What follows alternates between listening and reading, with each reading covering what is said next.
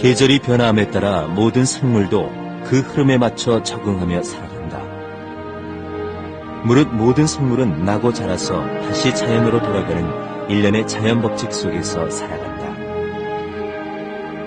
이처럼 인간의 생사도 그 근본과 뿌리가 있다. 그렇지만 오늘의 우리들이 살아가는 사회가 있기까지 오랜 역사를 개척해온 우리의 선현들을 떠올리기란 왜 그리 어려운 것일까? 역사의 장구한 흐름 속에서 선조들이 살아왔던 삶과 그 속에 녹아있는 사상은 바로 오늘의 삶을 살아가는 우리들에게 든든한 버팀목이 되어주고 있는 것이다.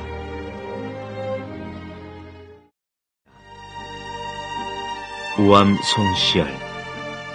고든 정신을 이루는 정직을 중시했던 우암은 효종의 지우를 입은 신하이면서 17세기 사림의 거두, 조작의 거유로 역사의 팽팽한 줄다리기를 주도한 큰 인물이었다. 우암이 태어난 곳은 외가가 있던 중북 옥천군 이원면 용박리 구용천이라는 곳이다. 그는 사홍원 봉사를 지낸 부친 송갑조와 모친 산산곽씨 사이에서 태어났는데 8살 때부터 동춘당의 부친인 송이창에게서 글을 배웠다. 옥천에 머물면서 22살의 청년으로 성장한 우암은 당시 연산에서 후학을 가르치며 명망을 떨치고 있던 사계 김장생을 찾아가 배움을 청하였다. 주자, 율곡 이의에 이어 기호학파 정통을 계승한 사림 세력의 거두 사계 김장생. 당시 기호 지방은 사계학파라고 불릴 만큼 수많은 문인들이 세력을 떨치고 있었다. 그는 사계 문화에서 성리학과 예학을 배웠고 몇 년 후 사계가 죽고 난 뒤에는 그의 아들 신독제 김집을 통해 그 학통을 전수받았다. 그리고 마침내 27의 장원으로 급제하여 그 이름을 세상에 알리게 되었다. 그러나 당시 국제 정세는 혼란스러움 자체였다. 조선이 사대하던 명나라는 점차 국력이 기울었고 여진족은 급성장하는 형국이었다. 인접해 있는 조선 또한 급변하는 전국에서 예외일 수 없었다.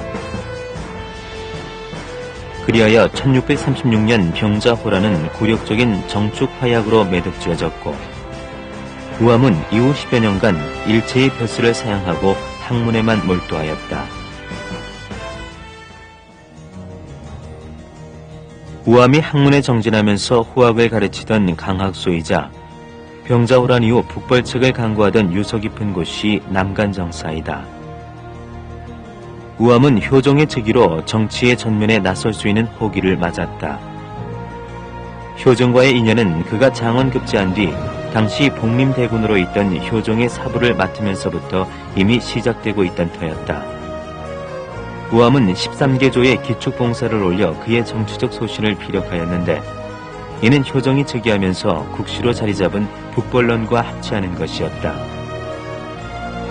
우암은 북벌을 위해 학문에 기초한 내수를 강조하고 효종은 사림 세력의 영수인 우암의 위상을 빌려 명분과 실리를 추구하고자 했던 것이다. 북벌이라는 국시는 우암이라는 거유를 만나 누구도 거스를 수 없는 정책으로 자리잡았다. 그러나 효종이 끝내 그 뜻을 펴지 못하고 갑작스레 서거하면서 북벌은 자취를 감추게 되었고 조선 정치사의 최대 쟁점이자 현안인 예학 논쟁이 펼쳐지게 된 것이다. 효종 서거 후 왕의 계모인 자의대부 조씨의 상례가 문제가 되어 일어난 것이 이른바 1차 예송이다. 예송 논쟁은 조선 후기 상복을 어떻게 입느냐의 문제만이 아니라 왕조의 정통성과 치열한 이념 싸움에 기반한 것이었다. 격렬한 논쟁은 당쟁의 양상을 띠며 폭넓게 전개돼 갔고 결국은 서인이 승리하여 전국을 독주하며 안정을 찾아간다. 그러나 이 문제는 효종이 서거 후 15년 만에 효정비 인선왕후가 서거하였는데 조대비가 여전히 살아있어 2차 예송 논쟁으로 불붙었다. 결국 2차 예송에서는 남인의 승리로 규결되었고 미수 허목을 중심으로 남인 정권이 들어서게 되었다. 남인이 들어선 후 몇 차례 유배를 당한 우암은 정계에서 은퇴해 이곳 화양동에 은가하게 된다. 맑은 물이 흐르는 계곡과 특이한 형상의 암석들이 어우러진 화양동 계곡. 이곳에서 우암은 계속 학문을 닦으면서 후학을 양성하는 데 힘쏟는다. 그러나 그것도 잠시뿐. 1689년 왕세자 경종의 책봉을 반대하는 상소를 올렸다는 이유로 우암은 제주로 유배를 떠난다.